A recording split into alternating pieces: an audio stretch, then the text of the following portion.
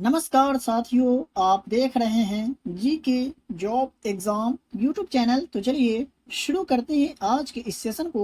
तो आपको इस क्लास की वीडियो में इन सभी सब्जेक्ट से संबंधित प्रश्न का प्रैक्टिस कराए जाते हैं जो आपके एग्जाम के पॉइंट ऑफ व्यू से बहुत ही ज़्यादा महत्वपूर्ण है। और यहाँ से प्रश्न आपको अपने एग्जाम के पेपर में देखने को जरूर मिलेंगे। तो आप वीडियो को बगैर स्किप किए हुए पूरा जरूर देखिएगा और अपने आप को जांच करिएगा कि कितने प्रश्न का आंसर आप सही कर पाते हैं। तो पहला प्रश्न है, लोथल डैश में स्थित है। लोथल जो है निम्नलिखित में से कौन से राज्य में स्थित है, ये आपसे पूछा जा रहा है। तो कौन से राज्य में है? तो गुजरात राज्य में स्थित है लोथल। और 1954 में लोथल की खोज एस.आर. राव ने की थी। लोथल कौन सी नदी के किनारे स्थित है, ये आपको मालूम हो तो कमेंट बॉक्स में जरूर बताइएगा। 2 नंबर प्रश्न है, मुगल वंश का संस्थापक कौन था? तो बात करें मुगल वंश का, तो इसका संस्थापक बाबर था। और मुगल साम्राज्य की स्थापना बाबर ने 1526 ईस्वी में की थी, ये भी आप याद रखेंगे। देख लेते हैं दूसरे प्रश्न को। तो 3 नंबर प्रश्न है, कौन भारत के एकमात्र भारतीय गवर्नर जनरल थे? निम्नलिखित में से कौन भारत के एकमात्र भारतीय गवर्नर जनरल थे? निम्नलिखित में से तो सी राजगोपालाचारी भारत के एकमात्र भारतीय गवर्नर जनरल थे। और अगस्त 1947 में वायसराय की उपाधि समाप्त कर दी गई थी, तो ये भी आप याद रखिएगा। बात करिए 4 नंबर प्रश्न का, तो लॉर्ड कर्नवालिस का मकबरा किस राज्य में स्थित है?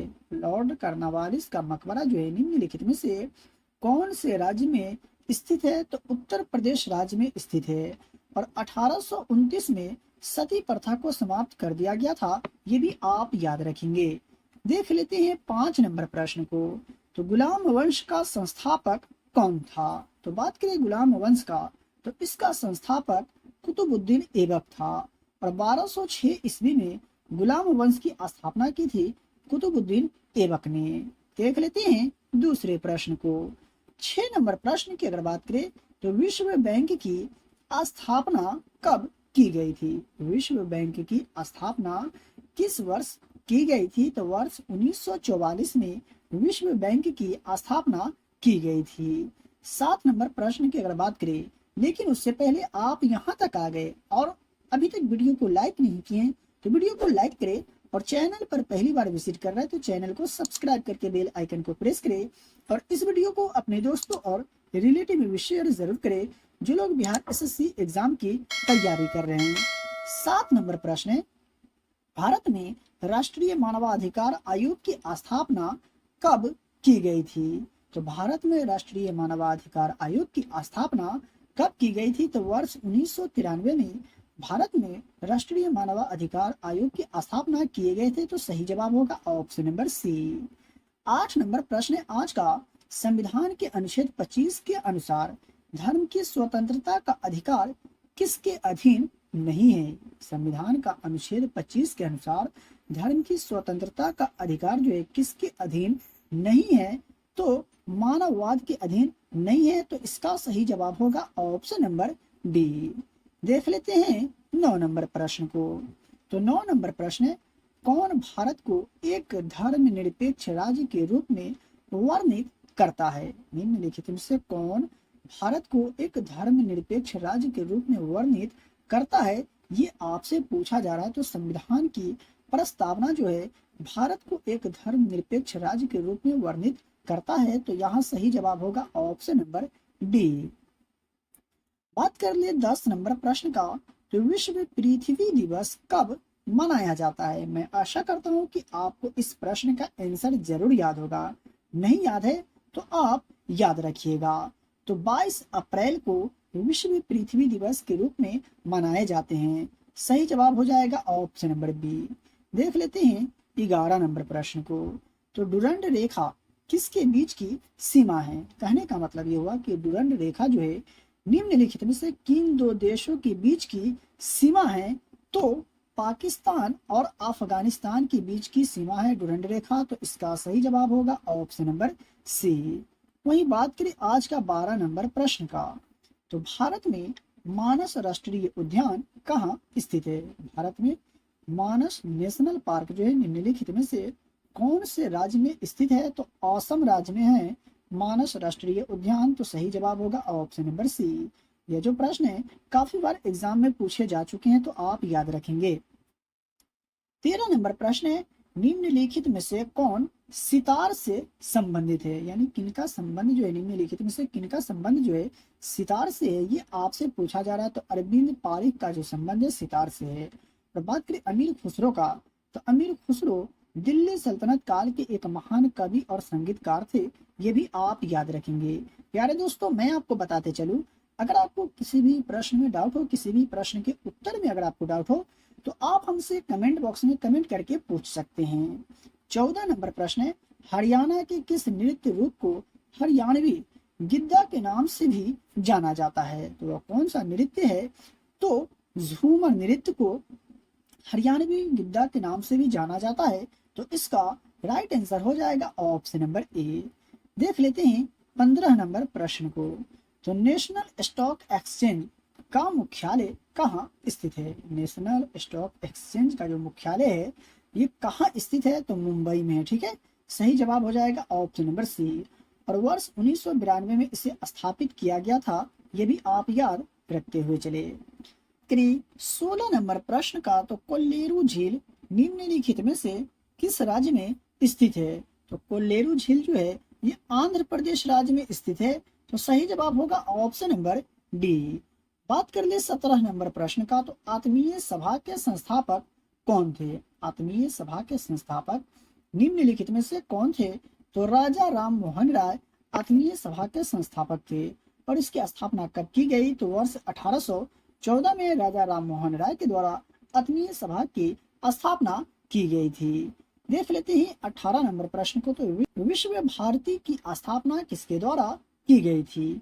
तो बात करें विश्व भारती की, तो इसकी स्थापना रविंद्रनाथ टैगोर जी के द्वारा किए गए थे। तो इसका सही जवाब होगा ऑप्शन नंबर ए। 19 नंबर प्रश्न है, विश्व गौराया दिवस कब मनाया जाता है? विश्व गौराया दिवस किस तिथि को मनाया जाता है? कब मनाया जाता है? तो 20 मार्च को विश्व गौराया दिवस के रूप में मनाए जाते हैं। तो इसका सही जवाब हो जाएगा ऑप्शन नंबर ए। 20 नंबर प्रश्न की अगर बात करें, तो भारत के वित्त मंत्री कौन है? मैं आशा करता हूँ कि ये भी प्रश्न का आंसर आपको जरूर याद होगा। तो निर्मला सीतारमण जी भारत के वित्त मंत्री है वर्तमान में। तो इसका सही जवाब होगा ऑप्शन नंबर बी। देख लेते हैं दूसरे प्रश्न को। तो आज का 21 नंबर प्रश्न है, भारतीय अंतरिक्ष अनुसंधान संगठन यानी इसरो की स्थापना कब हुई थी? तो इसरो की स्थापना कब की गई थी? तो 15 अगस्त वर्ष 1969 में इसरो की स्थापना किए गए थे। तो आप याद रखेंगे। बात कर ले 22 नंबर प्रश्न का, तो भूकंप की तीव्रता डैश पर मापी जाती है? प्रश्न के ऊपर आप ध्यान दीजिएगा। भूकंप की तीव्रता किस पर मापी जाती है? तो मरकली पैमाने पर भूकंप की तीव्रता मापी जाती है। जबकि भूकंप का परिमाण मापने के लिए रिएक्टर स्केल का उपयोग किए जाते हैं। ये आप याद रखेंगे, बिल्कुल भी कंफ्यूज नहीं होना है। 23 नंबर प्रश्न है, प्रकाश के किस रंग में प्रकाश संश्लेषण अधिकतम होता है? प्रकाश के किस रंग में प्रकाश संश्लेषण अधिकतम होता है? तो लाल। जी हाँ, लाल रंग में प्रकाश संश्लेषण अधिकतम होता है। और यह वह प्रक्रिया है जिसके द्वारा ग्रीन प्लांट यानी हरे पौधे प्रकाश ऊर्जा को रासायनिक ऊर्जा में बदलते हैं। देख लेते हैं 24 नंबर प्रश्न को।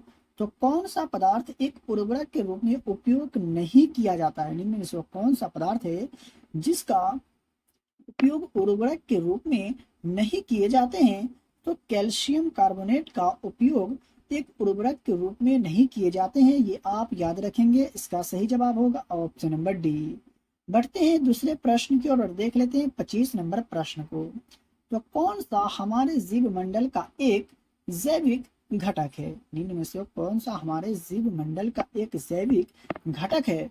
तो सूक्ष्म जीव जो है जीव मंडल का एक जैविक घटक है। तो इसका सही जवाब हो जाएगा ऑप्शन नंबर सी।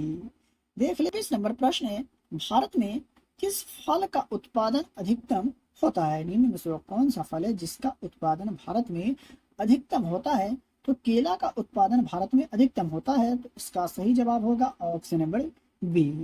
देख लेते हैं 27 नंबर प्रश्न को। तो कौन सा पादप हार्मोन गैसीय रूप में पाया जाता है? निम्न में से वो कौन सा पादप हार्मोन है जो गैसीय रूप में पाए जाते हैं? तो एथिलीन जो है ये गैसीय रूप में पाया जाने वाला पादप हार्मोन है और यह फलों को पकाने में भी मदद करता है, ये भी आप याद रखेंगे। बात करें 28 नंबर प्रश्न का, तो किसे सफेद सोने के नाम से जाना जाता है? जी हाँ, निम्न में से किसे जो है सफेद सोने के नाम से जाना जाता है? तो प्लेटिनम को सफेद सोने के नाम से जाना जाता है। तो इसका सही जवाब होगा ऑप्शन नंबर सी। 29 नंबर प्रश्न है, पृथ्वी के इतिहास में होमोसेपियंस की उत्पत्ति किस युग में हुई थी? यानी मानव की उत्पत्ति किस युग में हुई थी, ये आपसे पूछा जा रहा है। तो अत्यंतन नूतन युग में हुई थी होमोसेपियंस की उत्पत्ति। और होमोसेपियंस किसका वैज्ञानिक नाम है? तो मानव का, ये आपको जरूर मालूम होगा। सही जवाब हो जाएगा ऑप्शन नंबर सी। बात करें 30 नंबर प्रश्न का, तो लौह को अवशोषित करने के लिए निम्न में से कौन सा अंग उत्तरदायी है? लौह को अवशोषित करने के लिए निम्न में से कौन सा अंग जो है उत्तरदायी है? तो छोटी आंत जो है ये उत्तरदायी होते हैं लौह को अवशोषित करने के लिए। तो इसका सही जवाब होगा ऑप्शन नंबर ए। तो मेरे प्यारे साथियों, अगर आपको आज का क्लास का वीडियो पसंद आया हो और वीडियो को अभी तक लाइक नहीं किए तो वीडियो को लाइक करें, और चैनल पर पहली बार विजिट कर रहे हैं तो चैनल को सब्सक्राइब करके बेल आइकन को प्रेस करें, और इस वीडियो को अपने दोस्तों और रिलेटिव में भी शेयर जरूर करें। फ्री में पीडीएफ प्राप्त करने के लिए वीडियो के डिस्क्रिप्शन में दिए गए टेलीग्राम चैनल लिंक को ज्वाइन करें और डेली की क्लास का फ्री में पीडीएफ प्राप्त करें। तो चलिए मिलते हैं फिर से एक नई वीडियो में।